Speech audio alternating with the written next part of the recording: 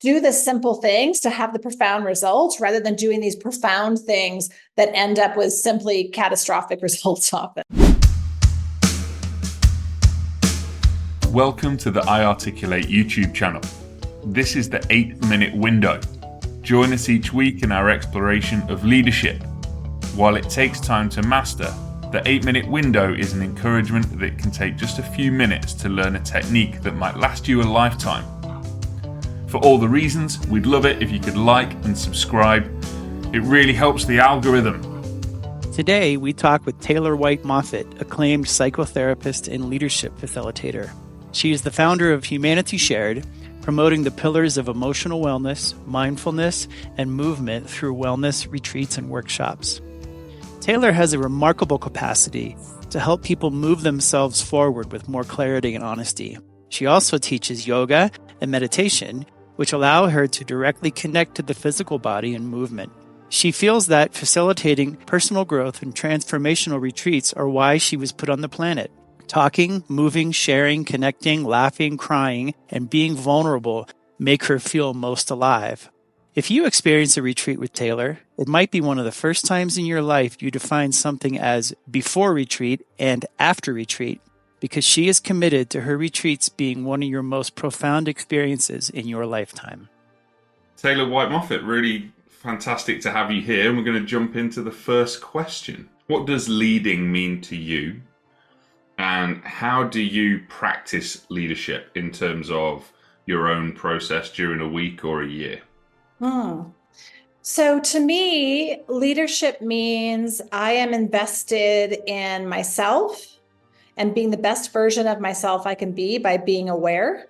And then it means seeing the person in front of me, looking for the opportunity to lift them up, to help them take the light and strength and power that lives in them and bring it up and out into the world. And so I think what, for me, I experience most often is leaders who have their eyes down, their hands actually on people, trying to move and manage them, rather than actually listening and trusting that the person in front of them has something to offer, something to share, has a request that I can hear and offer support and feedback around. And so for me, leadership comes in being aware of who I am in the moment and what I'm bringing into the space, and then using my eyes and ears to be aware of the human in front of me and what they're bringing into the space, and seeing how synergistically we can take what we have to work with and not let what we can't do get in the way of what we can do. Your organization, Humanity Shared, seems to address on a fundamental level making the world a better place and promoting humanity. How have you worked with business leaders like in corporate America? And if so, what are the main or biggest obstacles there are to sort of getting a buy-in there? Yeah. So in the last couple of years, I've had a really wonderful opportunity to go into corporations and do some speaking. I had a lot of resistance around it.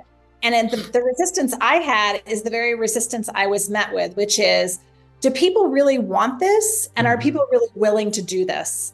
And I've been pleasantly surprised, and I've been neutrally confirmed that both are true. Yes, some people want it and are willing, and some people don't want it and aren't willing. And I think what won't surprise the listeners is that often people below C-suite level folks are very interested in this. And yet at the C-suite level, there's a lot of folks in a position of power who are also fatigued by eyes down management that feel like it's going to be another concept or theory to learn rather than a way of being. And so if and when I've been able to work directly with C-suite folks, they are often surprised, like, oh, this is actually easier in a lot of ways, but it will require more presence and time.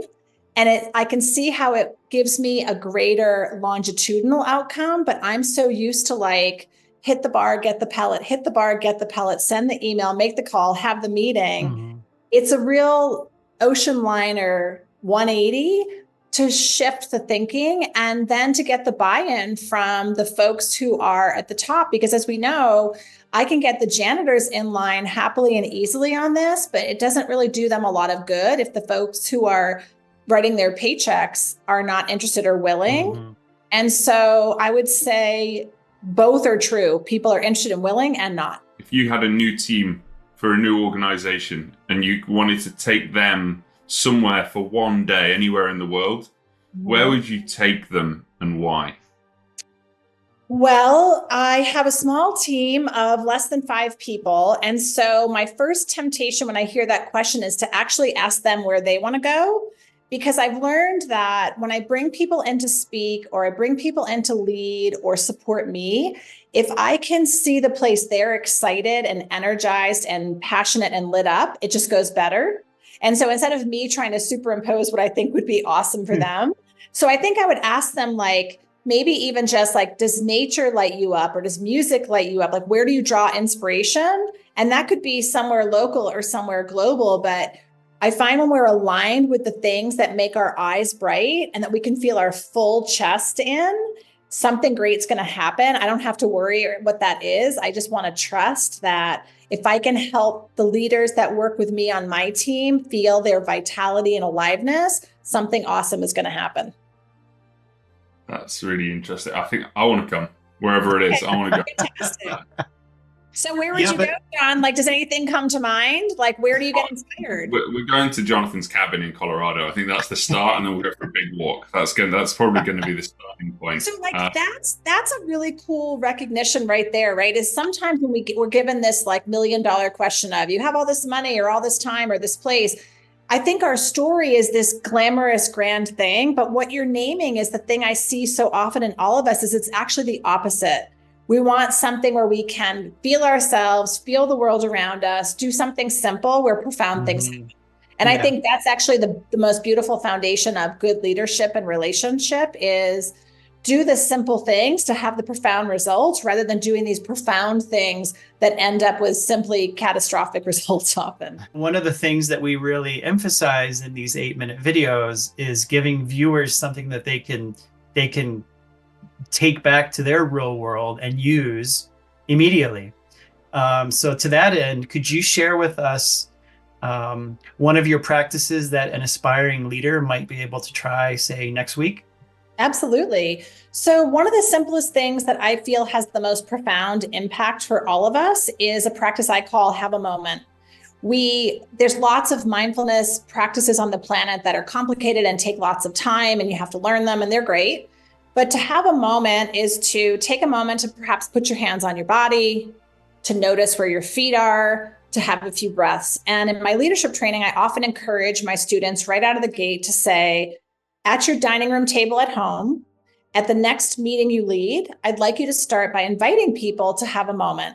You could lead them through it. You could just have a moment yourself and be a model or an example of what it could look like. But giving in this busy world people an opportunity to actually have their eyes come up and pause is one of the most powerful disruptors of being lost in thinking, lost in the chaos, lost in eyes down management. And all of a sudden our eyes can come up and we realize, oh, I need some water, or I haven't felt my body breathe all day. So I would suggest if you're going to start anywhere, start with having a moment. And at any point in the day, offering that to someone else is a real gift. Interesting. John, I'm reminded of what another person said in this interview about taking an hour walk every day. It's essentially the same thing, right? The idea of taking a moment and taking time for yourself. It seems so powerful. Again, so simple, yet maybe so hard to do. Your comments, this interview has been so inspirational, and we really appreciate your time. Thank you so much. My pleasure. Thanks for having me. Thank you for watching the 8-Minute Window. Find us on LinkedIn and our website. Taylor is all over the place, but you can find out more about what she does at humanityshared.com. Thanks for watching. Thank you so much for joining us in the 8-minute window. Until next time, stay inspired, stay focused, and please get in touch to let us know how your leadership journey is developing. Until next time.